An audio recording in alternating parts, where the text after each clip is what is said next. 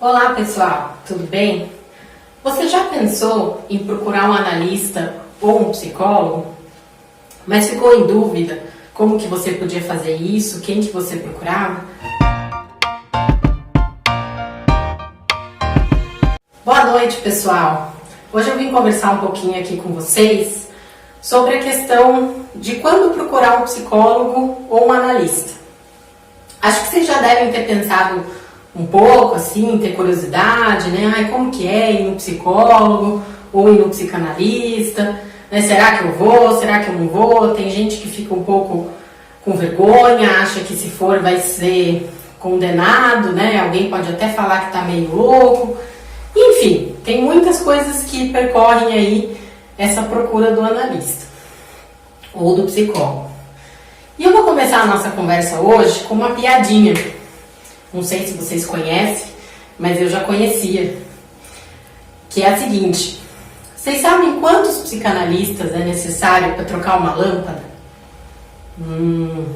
E aí, já pensaram? Pois é. A resposta é muito simples, a gente precisa de um só. Só que tem uma questão: essa lâmpada precisa querer ser trocada. Se ela não quiser ser trocada, não tem psicanalista que faça isso. Por que eu trouxe essa piada? Porque ela vai me ajudar a começar com o fator principal para a procura de um psicólogo ou de um analista, que é o desejo, que é a pessoa realmente querer mudar, sabe? Que ela tá incomodada com alguma questão na vida dela, algum sentimento que ela tem, às vezes ela tá muito ansiosa, que nesse período agora de pandemia é muito comum, ou ela tá muito depressiva, também nesse período de pandemia é muito comum, e ela resolve procurar um profissional para ajudá-la. Quero abrir um parênteses aqui. Depressão não é só tristeza, é muito mais do que isso, né? Eu vou trazer uma próxima conversa, o tema de depressão aqui para vocês, mas eu já vou deixar um pouco mais claro. Depressão é um desânimo muito grande, é uma dificuldade às vezes até de fazer as atividades que a pessoa tem que cumprir no dia. Mas enfim, voltando para o nosso assunto de hoje, então ela está se sentindo mal, ela não suporta mais esse sentimento, ela quer mudar, ela não quer mais se sentir assim, e aí ela vai procurar um profissional, né? E aí eu entro nos 3 fatores principais que fazem uma pessoa buscar, principalmente um analista. Já vou falar para vocês a diferença entre analista e psicólogo, guarda um pouquinho aí. Primeiro eu vou falar nesses fatores principais que fazem uma pessoa procurar um analista, que são, o primeiro eu já comentei um pouco, que é essa vontade de mudar, né? E tem que ser uma vontade muito grande, porque senão ela não sustenta o processo. Em segundo lugar, essa pessoa tem que se questionar sobre aquilo que ela está sentindo ou que ela está pensando, sobre aquela situação que ela tem na vida dela. Se ela não se questionar, não adianta muito. Se ela achar que isso é normal ou que é só um período e etc., não tem muito por que ela procurar, ela precisa ter esse questionamento. E o terceiro, que é muito importante, ela tem que ter esperança que esse profissional possa ajudá-la, que esse profissional tem conhecimento, técnica e sentimento para poder ajudá-la a mudar esse estado que ela está no momento. Esses são os 3 aspectos principais para a pessoa procurar um psicanalista. Aí vocês vão me perguntar, tá, mas e aí, o que diferencia eu procurar um psicanalista do psicólogo? Bom, a questão principal do psicanalista é que a gente considera que os seres humanos têm uma parte que eles não têm consciência, né, que não está acessível para eles. E o nosso trabalho, ele é baseado em cima disso. Né? Outras teorias psicológicas não partem do princípio que a pessoa tem uma parte que ela não tem consciência. Então esse é o conceito estrutural da psicanálise. Todo o trabalho psicanalítico vai caminhar de acordo com esse conceito. Essa é a diferença principal entre analista e psicólogo. Tá, vocês podem ainda me perguntar, mas e aí, como é que eu sei se eu quero ir num psicanalista ou num psicólogo?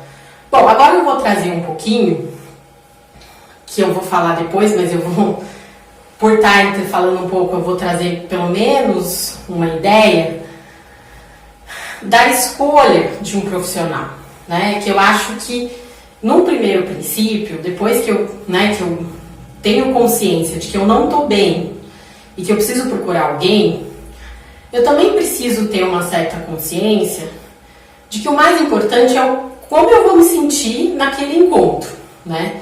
E quando eu falo encontro, eu estou falando desde o primeiro encontro, que muitas vezes é pelo telefone, é pelo WhatsApp, é por algum sistema que não é o presencial. Mas o meu sentimento nesse encontro, ele é muito importante. E eu tenho que levar em consideração para depois marcar consulta, para depois dar início nesse processo. O que eu converso um pouco é que às vezes, né, você conversa com o profissional, mas você fica meio assim, será que... Não sei o que eu achei, eu gostei, mas não gostei, fica naquela dúvida. Então marque uma consulta, né? E muitas vezes uma consulta, às vezes não vai ser suficiente para você ter uma noção realmente de como você sente. Marque uma segunda. Não precisa ser, né, definir totalmente numa primeira oportunidade. Você pode ir conversar pessoalmente para você ver como que vai ficar a questão, mas priorize o que você sentiu. Isso é o mais importante nessa escolha. Voltando um pouco para o tema de agora, né, que é quando procurar um profissional, eu queria conversar sobre uma coisa que eu vejo acontecendo muito, que é a questão da medicação. A pessoa vai primeiro num psiquiatra, né, ela começa a se sentir mal, tá meio desanimada ou tá muito ansiosa, ela vai para o psiquiatra. E aí o psiquiatra vai fazer o que ele pode, que é prescrever a medicação. Claro que ela vai se sentir aliviada, porque uma das funções da medicação é essa, aliviar o sintoma, e ela vai achar que a vida dela está maravilhosa. Né? Eu não preciso fazer mais nada, já aliviaram o meu mal-estar e eu posso ficar aqui feliz da vida. Pois é, tem um comentário para essas pessoas. Vou ter que desiludir um pouquinho vocês de que a situação não foi resolvida. Né? Vocês, se a gente fosse pensar num sentido mais abstrato, né? Vocês tomaram placebo. Né? O remédio só tira o sintoma, ele alivia o seu sintoma. Mas ele não deixou de existir. A partir do momento que você parar esse medicamento, você não vai ter todos esses sintomas, todos esses problemas de volta, como eles podem estar muito mais intensos. Porque você não resolveu, você só foi lá. Eu costumo dar o exemplo da dor física. Né? Quando você vai e cai, né? Faz um corte muito grande, o que acontece? Você vai para o hospital e eles te dão uma anestesia e aí você para de sentir dor. Só que se você tomar anestesia e não dar o ponto, você morre, porque você vai ficar sangrando. Entendeu? É a mesma analogia. Quando você vai no psiquiatra e toma um remédio, você está só tomando anestesia, você não está curando o seu machucado, você não está trabalhando com ele. Então isso é uma coisa que eu queria esclarecer, porque as pessoas às vezes acham que só o remédio já resolve o problema delas, né?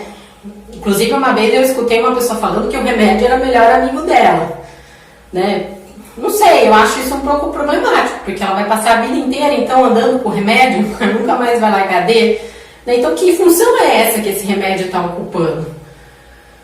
Porque eu acho que você trabalhar com esses sintomas, né, é uma mudança que não só vai aliviar, né, vai deixar de existir, como vai te transformar numa pessoa nova, numa pessoa mais consciente de si e mais capaz de lidar com as suas questões. Então, qual posição que você vai escolher? Você vai realmente querer ficar viciada num remédio, né, fazer sua vida depender disso? Essa é uma questão que eu deixo para vocês. Segundo assunto que eu acho muito importante trazer. Existe um preconceito muito grande de ir no psicólogo. Né? Inclusive as pessoas em muito tempo achavam que quem ia era louco.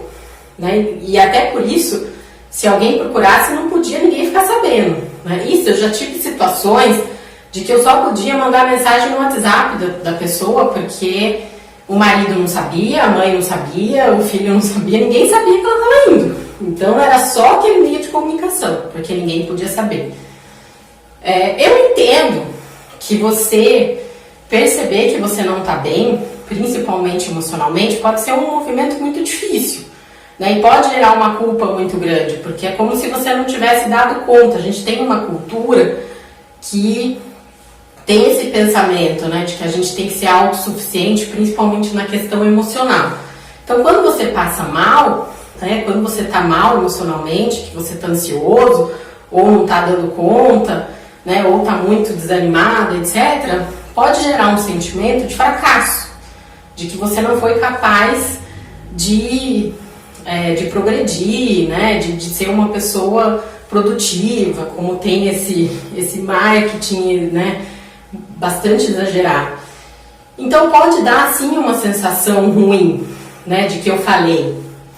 Mas na verdade não. Na verdade todo mundo tem dificuldade, né? Pode ser que você tenha um amigo aí que é super bem sucedido, que ganha muito dinheiro, que consegue dar conta de todas as atividades, que você olha para ele e você fala, nossa, é a pessoa perfeita. Mas você pode ter certeza que algum conflito ele tem, algum problema que ele tem dificuldade para resolver, que pode ser só no aspecto emocional, ele tem.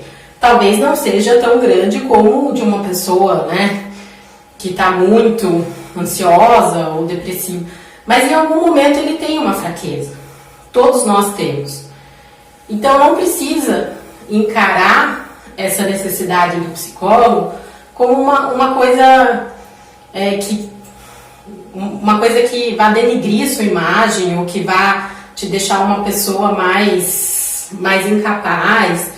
Todo mundo tem as suas dificuldades e precisa sim trabalhar para melhorar, para ser uma pessoa melhor. E para finalizar um pouquinho, eu queria falar especificamente sobre a loucura, porque por muito tempo a loucura é uma coisa pejorativa, né? Inclusive, se a gente pegar historicamente, os loucos ficavam em hospícios trancafiados, eram considerados quase que animais, né, que não podiam ter um convívio social. Isso há muito tempo foi desconstruído, né? A loucura pejorativa, na verdade, ela não existe. Se vocês pegarem o DSM, por exemplo, que é onde tem o cadastro de todas as doenças psíquicas, eu duvido que vocês não vão se encaixar na maioria delas, só que numa intensidade menor, sabe? Você tem um ou outro comportamento, você tem um ou outro sentimento, né? Você não se encaixa. Alguns se encaixam perfeitamente, mas a maioria não. A maioria tem vários comportamentos e sentimentos e não são tão intensos. Então, assim, a loucura, ela está presente em todos nós. Não é mais uma coisa assim que, né, está fora socialmente. Aliás, até fazendo um parênteses, antigamente se excluía os loucos porque tinha-se muita dificuldade de lidar com eles. Então era mais fácil excluir. E aí eu construía uma sociedade mais igual, mais perfeita no meu sentido e não precisava ter trabalho, né, de lidar com as dificuldades, muitas vezes também para esconder minhas dificuldades, para eu não ter que lidar com elas. Então, assim, só desmistificando um pouco esse conceito da loucura, para vocês se sentirem mais à vontade para procurar esses profissionais e não se enquadrarem nessa questão de que eu tô louco, né? Eu vou ser taxado de louco, de emprestado, sei lá qual a palavra que vocês usam. E espera só um minutinho que nós voltamos para responder algumas dúvidas e conversar um pouco mais sobre isso.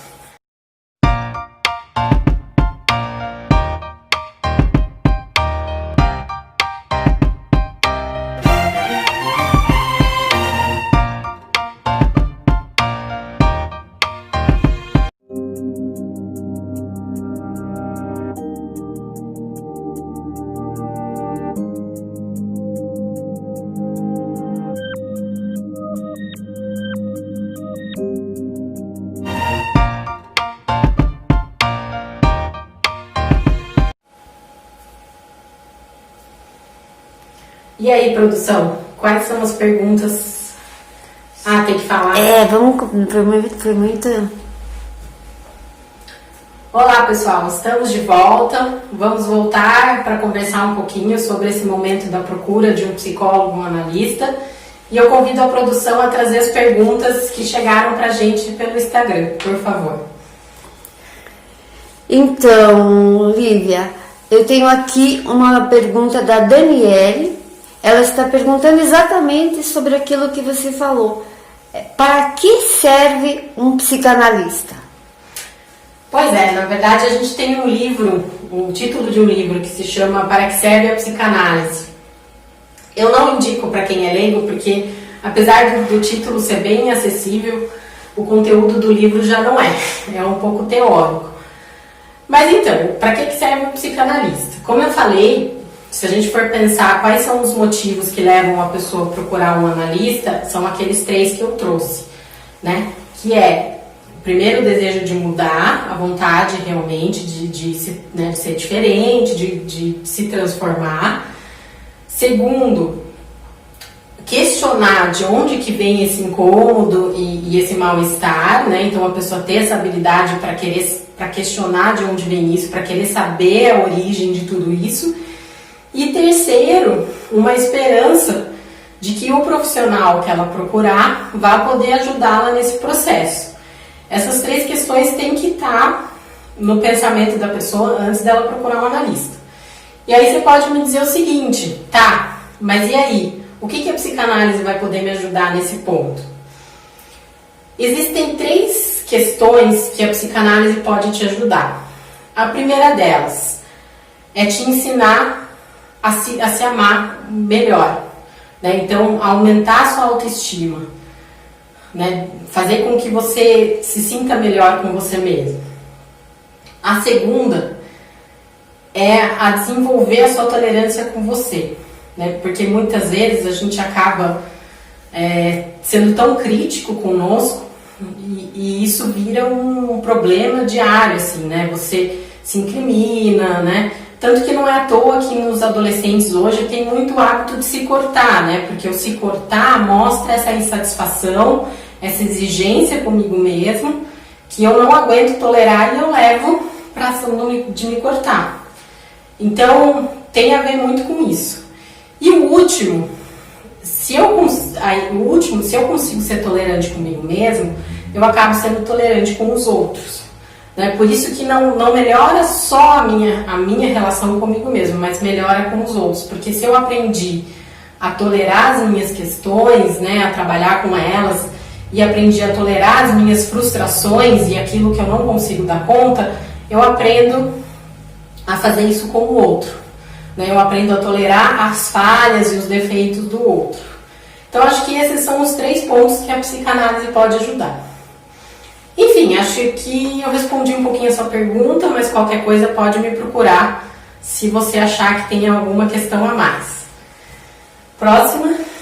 Aqui tem a Priscila, através do Instagram também. Ela mandou aqui perguntando para você, Lívia, qual é a diferença do psicanalista para o psicólogo? Tem alguma diferença? Então, como eu falei no episódio passado, a diferença principal é que o psicanalista ele parte do princípio que a pessoa tem uma questão mental que não é consciente para ela, né? Que a gente chama de inconsciente. Esse conceito ele é a base estrutural da psicanálise.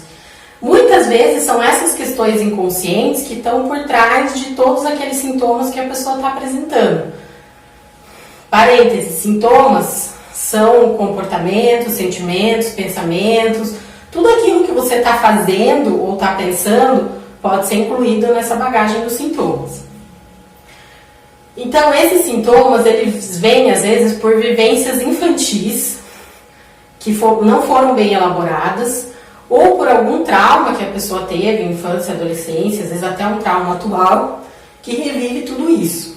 E esse é o trabalho principal do psicanalista. Recuperar essas lembranças, ajudar essa pessoa a elaborar, para que ela possa repensar um pouco essa maneira que ela se estruturou, né, esses pensamentos que ela tem hoje, essa maneira que ela se vê hoje, e possa se transformar numa outra pessoa, né, ela não ficar presa nesse jeito de se considerar, né, e de se relacionar com os outros. Então essa é a diferença principal entre esses 2 profissionais. Próxima pergunta. A próxima pergunta é da Renata. Quais são os benefícios da psicanálise?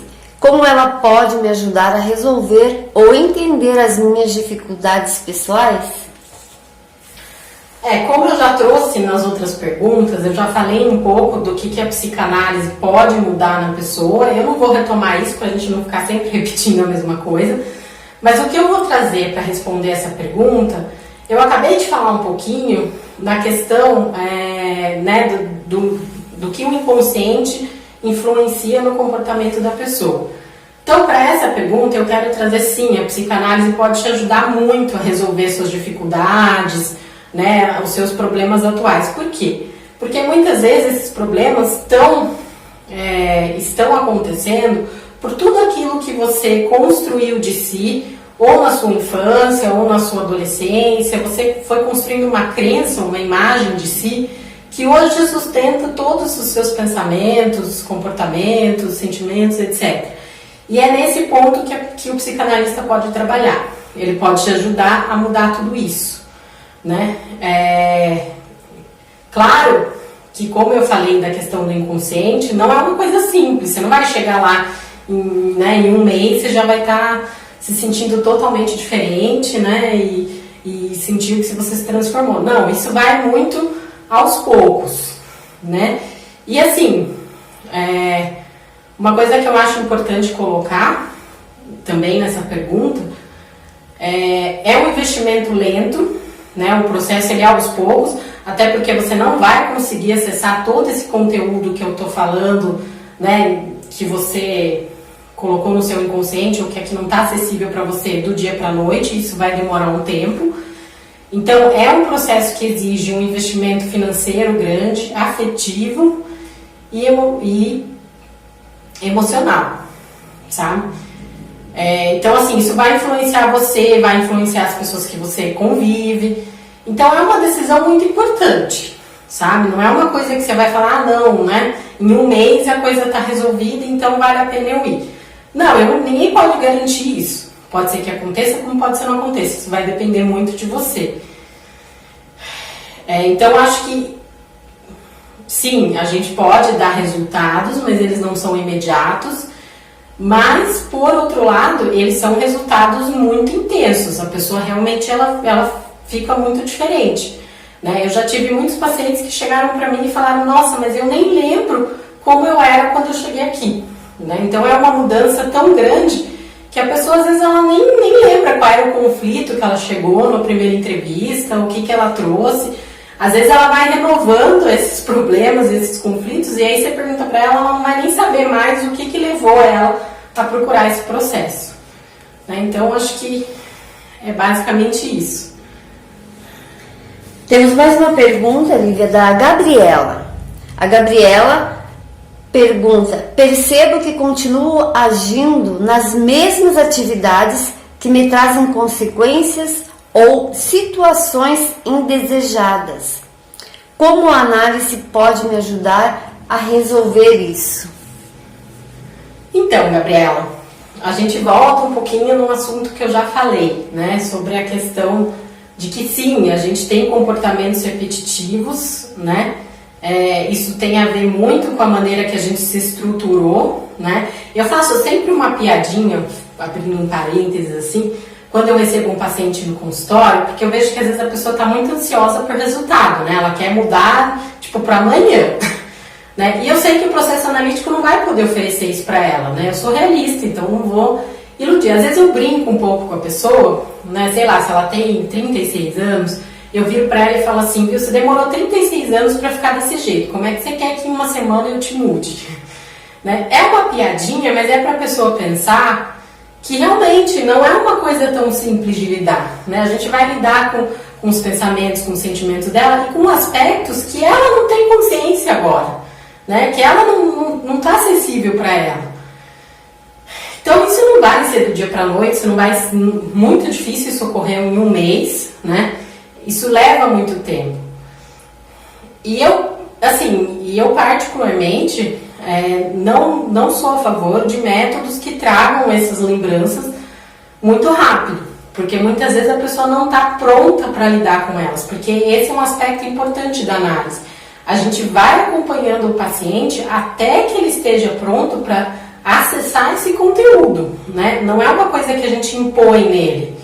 Claro que assim, nenhum analista é perfeito, né? Em alguns momentos a gente faz comentários que a pessoa se incomoda, tanto que muitas desistem, mas o nosso foco é trazer um conteúdo que a pessoa esteja razoavelmente preparada para encarar, né? Se ela estiver totalmente preparada, não vai ter efeito, né? Então ela tem que estar razoavelmente, aquilo de uma certa maneira já passou pelo pensamento dela, não está muito bem elaborado, mas isso está mais acessível. Então esse é o nosso trabalho, né? Eu pus uma frase no meu Instagram que fala um pouco sobre isso, né? Que o psicólogo ele vai trazer um conteúdo que a pessoa, o paciente já sabe, só que está muito confuso para ele, né? Então esse é o nosso trabalho. Não, a gente não impõe uma coisa que você não tem condições de lidar, a gente só vai esclarecer às vezes coisas que você já tinha uma certa noção, mas estava muito confuso, né? E isso vai ajudando você a se organizar, a pensar mais e a estruturar um outro tipo de personalidade, de maneira de lidar com seus sentimentos, pensamentos, etc. Então, pessoal, a gente precisa parar por aqui hoje, mas eu deixei um conteúdo sobre esse assunto no meu Instagram. Fiquem à vontade para visitar, dar uma olhada. Se tiver alguma dúvida, pode me enviar. Aqueles que se sentem envergonhados, pode ser por mensagem mais privada, sem problema algum. E na medida do possível, a gente vai respondendo as dúvidas aqui. E convido vocês para assistirem o programa da semana que vem, que vai continuar um pouco sobre esse assunto. Até mais!